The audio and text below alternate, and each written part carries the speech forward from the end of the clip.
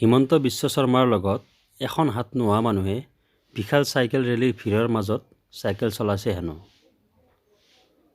কথাটো সঁচানে? আহক ভিডিঅ'টো সম্পূৰ্ণকৈ চাওঁ।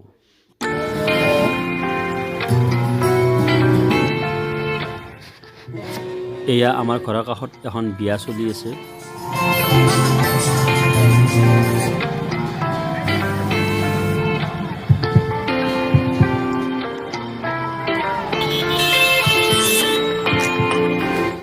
এয়া মন কৰক, হিমন্ত বিশ্ব শৰ্মা চাইকেল চলাই আহি গ'ল।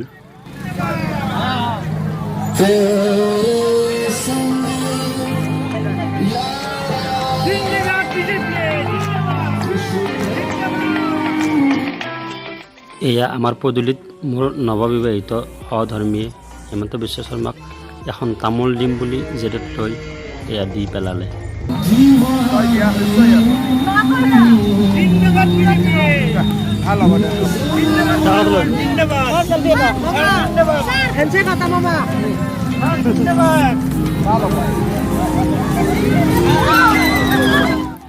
তেওঁক আমি কৈছিলোঁ যে তোমাৰ পৰা তামোল ল'বলৈ তেখেতৰ সময় নহ'ব, কিন্তু তেওঁ দিহে এৰিলে।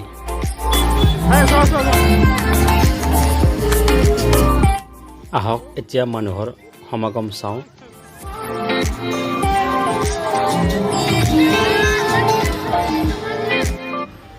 এনেকুৱা ভিৰৰ মাজত এখন হাত নোহোৱা মানুহ এজনে যে চাইকেল চলাই আহিব, এই কথাটো ভাবিবই নোৱাৰি।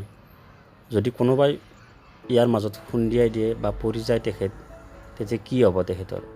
তথাপিও এই ভিৰৰ মাজত যে তেওঁ এখন হাতেৰে চাইকেল চলাই আহিছে, সেইটো লক্ষণীয় কথা।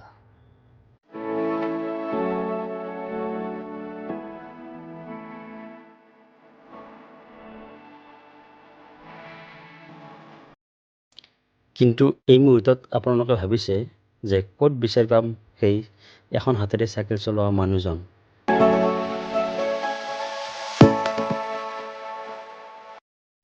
মই বিচাৰি পাইছোঁ সেই মানুহজনক, আৰু মই আপোনালোকক দেখুৱাই দিম।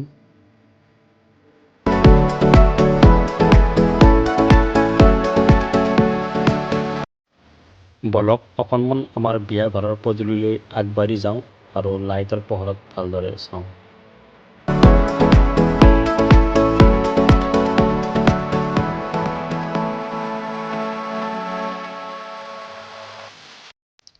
আপোনালোকে ভিডিঅ'টো শেষ মুহূৰ্তলৈকে চাই থাকক, কাৰণ যিকোনো মুহূৰ্তত মই মানুহজনক দেখাই দিম।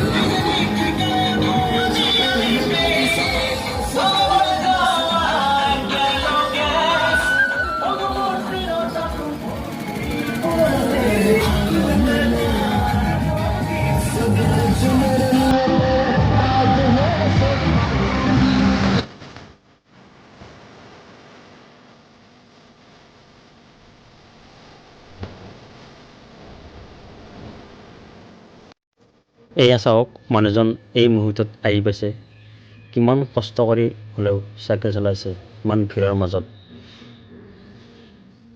মানুহজনক দেখি বেয়া লাগিছে আৰু পৰি যায় বুলি ভয়ো লাগিছে, কিন্তু ভগৱানে কিবা এটা শক্তি দিয়ে যেন লাগিছে।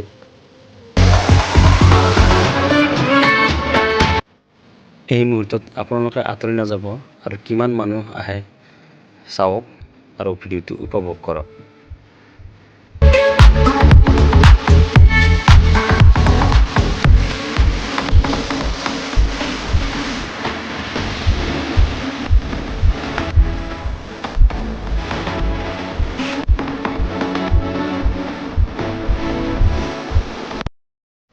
মই বিয়া ঘৰত যাওঁ, আপোনালোকৰ ভিডিঅ'টো চোৱা শেষ হ'লে বিয়া ঘৰত সোমাই যাব আৰু বিয়া খাই যাব। ধন্যবাদ।